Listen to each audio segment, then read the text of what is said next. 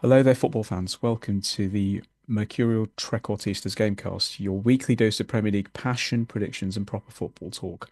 By way of introduction, I'm Dathan, and joining me is the man who sees talent well before the scouts do and calls out hype prior to it hitting the headlines. He has the eye of a coach and the soul of a storyteller. Mark, how are we feeling? I'm feeling pretty good. Yet I've been checking out all the horoscopes to get the inside scoop on whatever it is that's going on in horoscope land. So, viewers, what's on the menu today? As always, we are diving headfirst into Premier League talking points. Mark and I have some hopefully helpful fantasy football updates because fantasy football is basically emotional roulette with spreadsheets. And we will finish with our soon to be famous obscure facts segment. It's the trivia section that's quietly building a legacy, a bit like Arteta's Arsenal. So, Mark, let's get into it. Can you kindly kick us off with story number one? Taking a look at the foot of the table. All seem to be in deep, deep trouble, as Bart Simpson once sang. Just how bad is it for them at present? I mean, it could only be 2 points worse at this stage. It's not been a good run at all. Haven't replaced Cunha, haven't replaced Ait Nervi, now lost the manager. It's chaos. I don't see how they can recover from this point. It's it might just be one of those seasons where you've slowly got to prepare for life in the championship. How they can get out of it, I don't know. This is going to be a tough ask. But 2 points at this stage. They did have a bad run last year when they started the season, but that was a bad run of fixtures. Mm. Yes. This one isn't that. And even in those other games, there was still promise there. There was still a little bit of something, a little bit of threat. Not seeing it at the moment. I think this is going to be a rough year for Wolves. Yeah, I couldn't agree more. Wolves are in dire straits. I think they sit, well, no, not I think, they do sit bottom of the Premier League table with just 2 points from 10 matches, and they've failed to win a single match. Their form is unequivocally the worst in the league, and they have no coach at present. Names linked for the role include the mighty Brendan Rodgers, Edwards at Borough, who was very good with Luton a few seasons back, but he did fail to keep them in the Premier League, and their former coach as well, Gary O'Neill. I've also heard in the last 24 hours that Eric Ten Hag has been linked with the job, but I cannot see a coach of his stature wanting to be involved in a street fight to keep a team in the Premier League. I think if the board had any sense, they would go for Big Sam. He's just on a beach somewhere, taking it easy. A bit like James Bond in Skyfall after he was shot at the start of the film. So that's Big Sam at the moment, waiting to be called up. But they should throw a lot of money at Big Sam just to keep the team in the Premier League. But my gut feeling is the Wolves board won't do that. And their situation isn't just bad, it is historically poor. They are barely competing at the moment. I mean, it's a dogfight effectively, isn't it? I mean, they're at the stage where they're going to have to just scrap out any kind of result. A manager coming into that, knowing in all likelihood they're probably going down.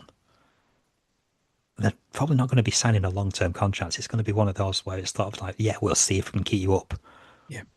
Hence but Big that'll be Sam. it. Yeah, yeah. I mean, it's tried and tested, and we're seeing long ball coming back. We're seeing, Oh, but yes. I'm sure Sam Allardyce would insist that he wasn't just a long ball manager. So yeah, it's He's a yeah, scouts it's coach. it's it's gonna be a Yeah. tough ass to get out of it. I'd be interested to see who would take that job on. Mm.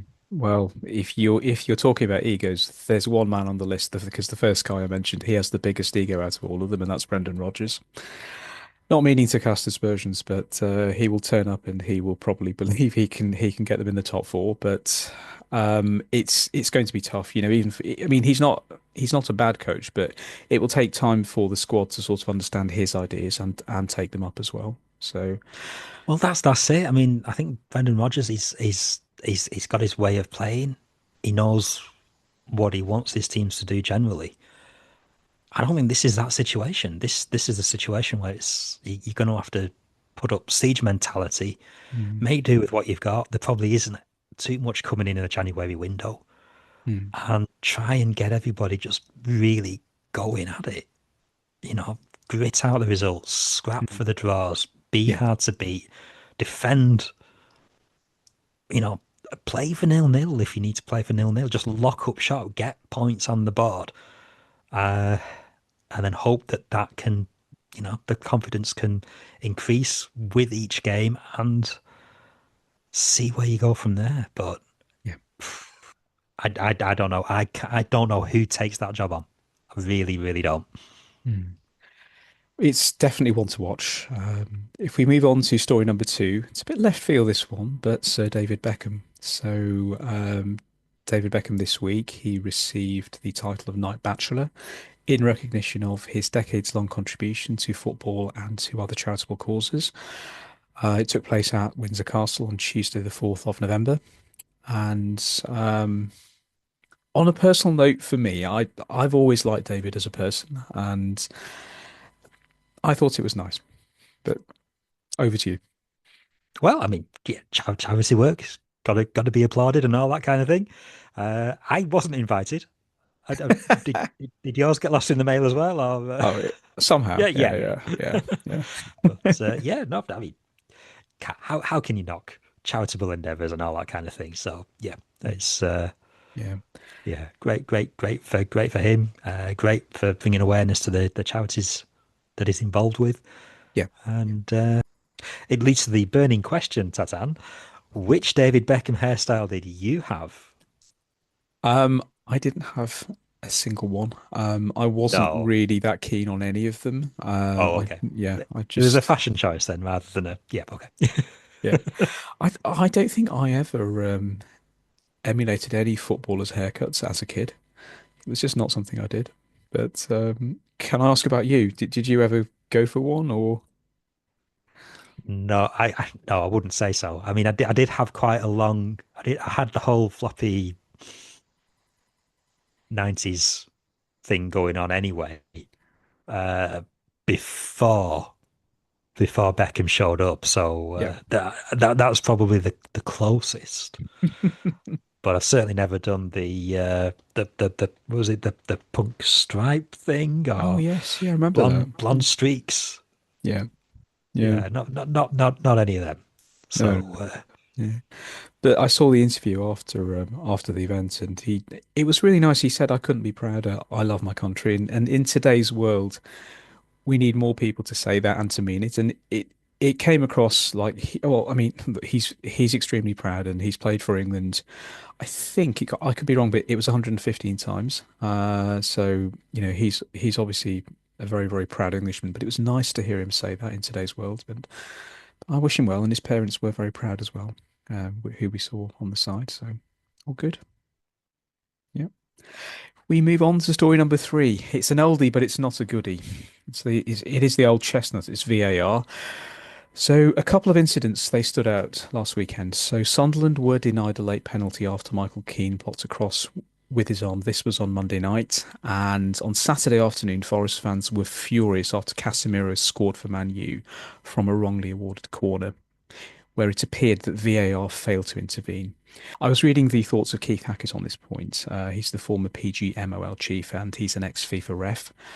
He cited the Forest versus Man U game as a clear example of some blind spots to the application of VAR at the moment. So, do you think the scope of VAR it could be increased? And is there any mileage in that at the moment, Mark?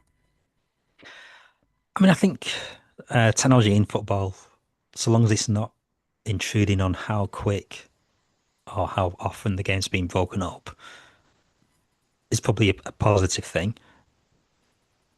There's no way the referee can make that call for the Forest game. There's no way you can see if that ball is in or out. So is he using best judgment? Is he guessing? The linesman's at completely the wrong end of the pitch. So there's no way he can see that. Even looking down the line, the woodwork's in the way. So if you're going to concede a goal from that call, yeah, you can totally see why Daesh was unhappy with that. 2 weeks in a row as well because you've got the previous game. Yeah, if sensors can be put in the ball and line calls can be automatic and instant, then that's a good thing. Because you don't want to be losing goals from corners that weren't or anything like that. The larger point with technology is how do you replicate that on the smaller pitches? You can't really, but the money involved in elite level football is so much. These decisions are costly.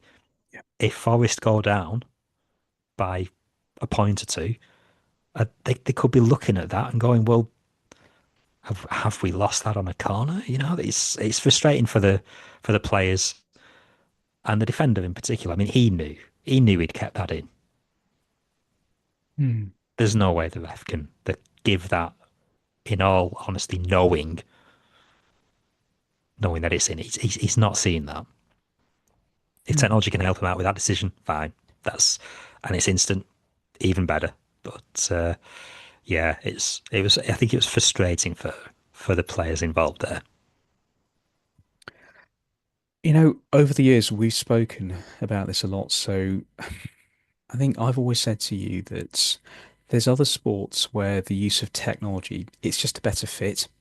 And by this, I mean, we have spoken a lot about tennis and cricket where it's used to, well, it's taken out the issue of fairness or sorts of calls which sort of were unfair, but it just fits into the game a lot better. And the reason for this is that in cricket, it's quick points. So a bowler bowls to a batsman, they hit a shot, and either it's recycled by the team that's fielding, or it goes out for a four or a six.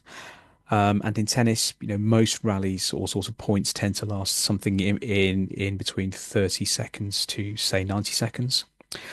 So there's a natural pause and calls can be assessed there. But football is a very continuous game. If teams, say like two high-level teams, if they, play well, it's possible that the ball might not go out of play for a stretch of like 10 to 12 minutes. Where do you sort of make a call? It's just I don't know. I mean, these things they need to be thought about, but I'm just conscious that much of the spontaneity that we remember from childhood in the game, it seems to have been removed by VAR.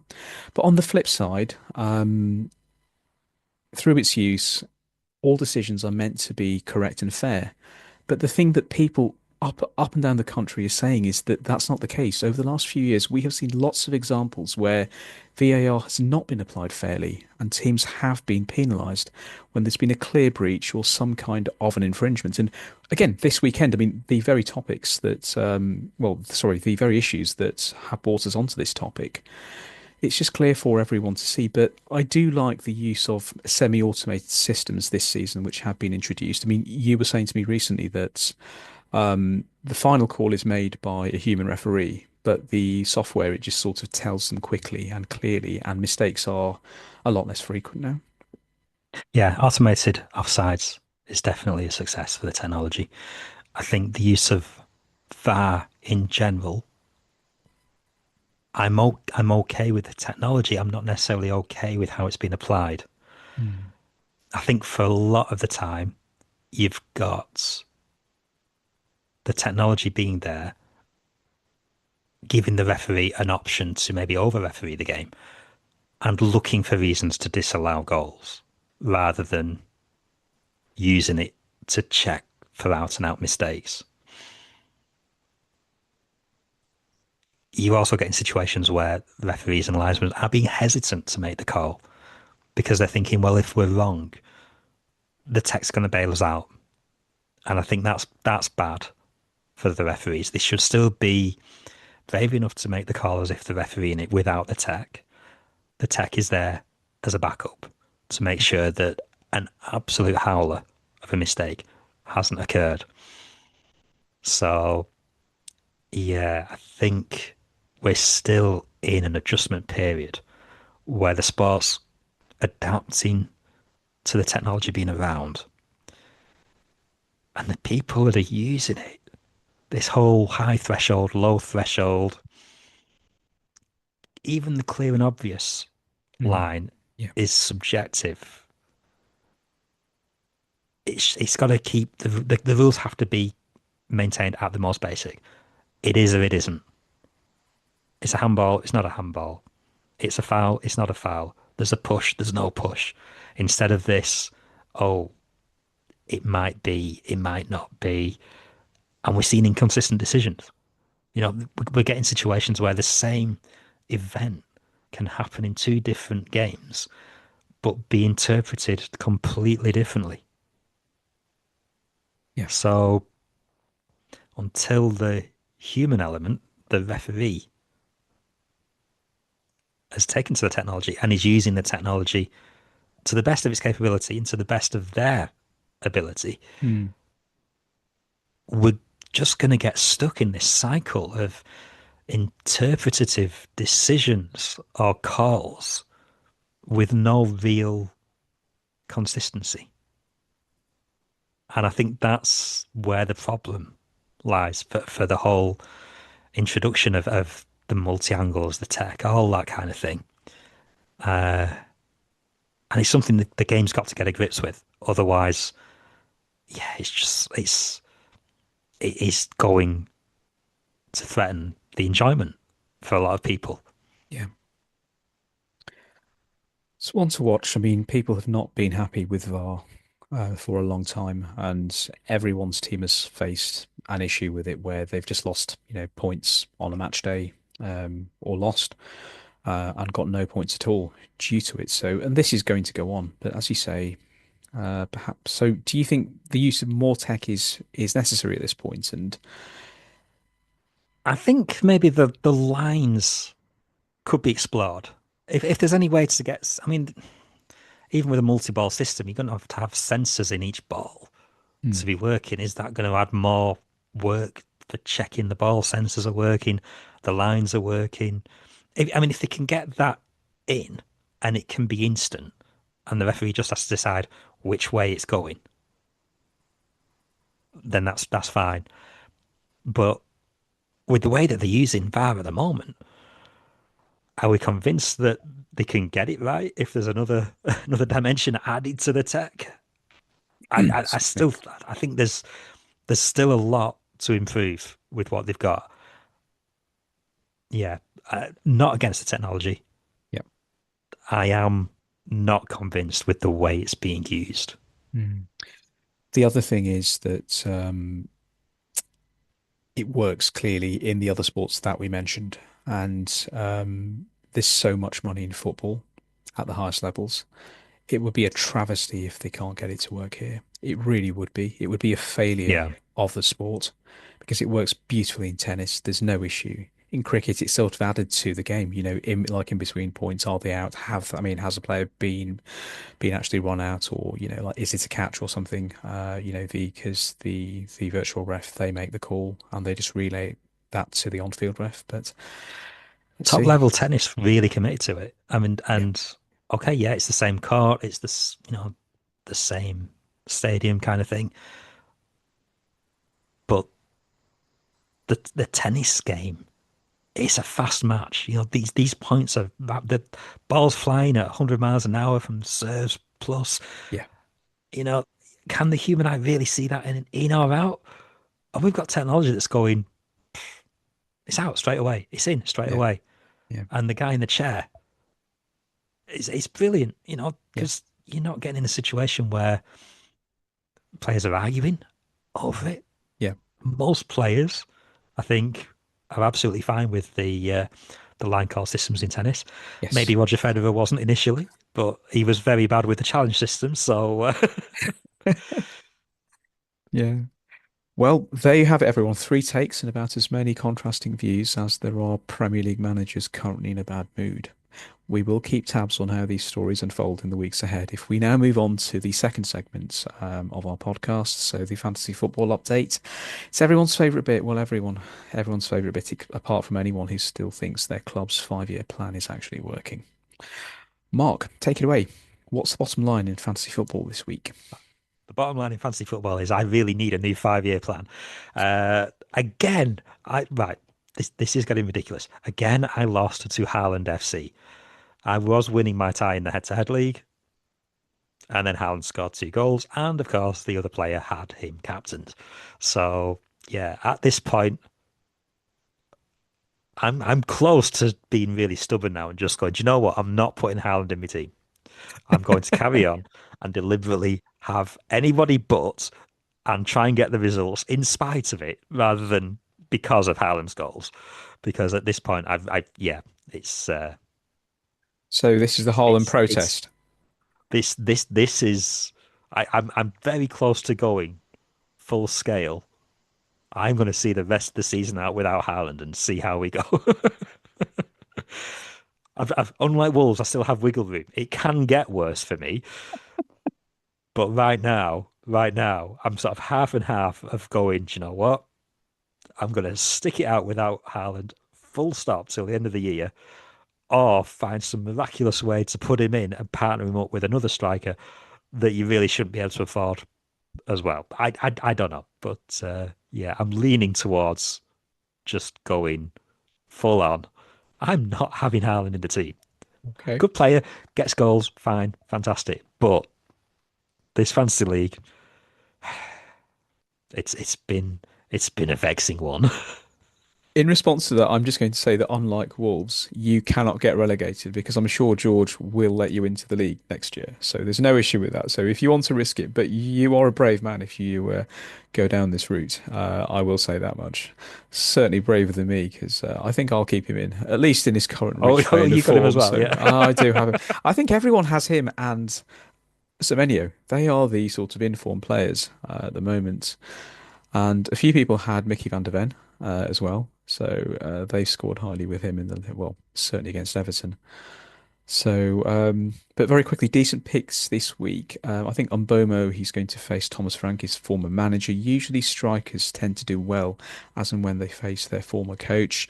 Dom Szoboszlai is in quite scintillating form at the moment for Liverpool, but it will be a very, very tight affair in the headline game that's City versus Liverpool. Call it a gut feeling, but I think Ollie Watkins is going to come good this week against Bournemouth. I don't know why. It's just a thought. And with regards captaincy, I think you can't go far wrong beyond Haaland, Semenyo, and Saka.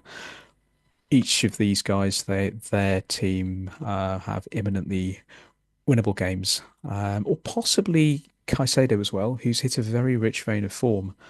And Chelsea play Wolves, so yeah. Caicedo's been picking up a few of the nice defensive contributions as well from the look of it. So yeah, I think yeah, a couple of the Chelsea midfielders are very affordable, but they are getting a lot of extra defensive contributions Yes, on the point scores. And yeah, none of the Chelsea players are Haaland, so I'm completely okay with that. no problem. We move on to section three, the obscure facts section. So three obscure facts. Let's dive straight in. The first one, it's a quickie, but Bury FC once. Did I just say a quickie? I didn't mean it in that context. But Bury FC once won the FA Cup final 6-0. So in 1903, Bury beat Derby County 6-0 at Crystal Palace. Still a record margin in a final, equalled only by Man City in 2019 when they beat Watford by the same score. I mean, I do remember watching the Man City Watford final, and it was hard to see a team go down like that in an FA Cup final. They did really well to get there. They just forgot to turn up on the day, unfortunately. And City were on fire. I mean, they were relentless. It Mhm. could have been double figures. Yeah. And yeah, I think I would hope that Bury's 6-0 maybe looked a little closer in their match. But I wasn't old enough to see that live, so we're going to have to rely on the match reports on this one. I think so. Because I'm sure we can dig them up, but we can have a look. The second obscure fact is that sports science didn't exist as a term prior to the 1960s. So in between World War One and Two, which was roughly 1919 to 1939, a few English clubs they started to apply early versions of what we would now call performance science. So this was things such as nutrition, controlled recovery, and lifestyle discipline, mostly through trial and error rather than academic study. So pioneers for this included Herbert Chapman, who we've mentioned recently, and also a chap called Theo Kelly at Everton. The methods they used were things like rest camps, weigh-ins, diet charts, curfews, light therapy, sea air therapy. And from what I've uncovered, this laid the groundwork for the structured training training methods which have been adopted in post 1950s professional football. I found this fascinating. I mean, if there's interest in this, I would love to do a longer segment on this. It's brilliant, absolutely brilliant. Yeah, I mean, sports science is one of them terms you kind of picture coming a lot later into sort of the vocabulary. I do remember watching. I think it's one of those strange football history DVDs. I don't know, like something like 101 football facts or something like that. But it was presented by Alan Green, the Radio 5 commentator. And there was a little section where I think he was referring to the 1950s where Tottenham were applying continental type training methods Hmm. to their sessions. And I think it even played a clip of the original report in black and white, kind of like your Pathé style news type thing. And it's laced with skepticism and really, why would this work? Why would you add this to your training regimen when the good old fashioned stuff has never done us wrong before? You know, that kind of thing. But it's an interesting historical DVD. I'm sure there's plenty of things in there we can probably look at as well for the obscure facts kind of thing. But It sounds a bit like yeah, when Arsene Wenger first arrived and his methods, they were seen as very, very different. So this was in the mid 1990s. People were very much, oh, this is not going to work. He spent time in Japan. He was the coach in Monaco. These methods are not going to work. But sounds a bit like that, but they did work. Believe me, they did. But people I are mean always a bit, Arsenal really needed Arsene Wenger back then as well. I mean, when he took over, they were in a rough patch. yes, they were. But Uh, yeah, and but they had a good combination, didn't they? They had a sort of your classic kind of England type players. hmm. Uh, so yeah, them taking to sort of like an Arsene Wenger new radical nutrition regimen. Yeah, I'd be interested in reading more about that. Might have to Oh, track yeah. down some of the maybe the '90s players' So, yeah. biographies just to see how How how different it it went was. down there. Yeah, yeah. It always reminds me of it, because Bill, Arsenal then extremely quickly, they had the old defense. So, the famous back four. Well, all at back five if you include Keown because he would sort of like try and fit in here and there. But that won them the league. I mean, they got a lot of great players in, and it just reminds me so much of Slot's first season because Klopp's team, they knew what to do and they just went and did it. Slot, obviously, he coached them very, very well. But it just reminds me of Arsene Wenger when we were kids, sort of turning up and sort of winning the league in his first full season with the old team. But much to think about. And the third obscure fact, so in football's formative decades, so this was in between the 1880s and the early 1920s, the role of manager as we understand it today simply did not exist. So clubs were apparently run by local committees of businessmen, and often these were men whose fortunes came from the same industries that sustained their hometown or area. So, say textiles in Lancashire or shipbuilding and coal in the northeast. So when football turned professional in the 1880s, these industrialists, they were the ones with the money, influence, and organizational know-how to run teams. Well, sorry, buy and run teams. So many of them, they became de facto managers and or club secretaries. This again, this was unbelievable. It reminded me a bit in part of the way modern owners have come in from all over the world. People who have money and influence. And Well, I mean, it's the wealthy version of going. It's my ball, and I'm playing if I want to, kind of thing. So, yeah, great for the owners and all that. yeah, Definitely, that sounds like one to explore in a future day as well. I think so. I think so. So everyone, until the next time, we don't have time for anything else. So until the next time, keep the faith. Do subscribe using social media.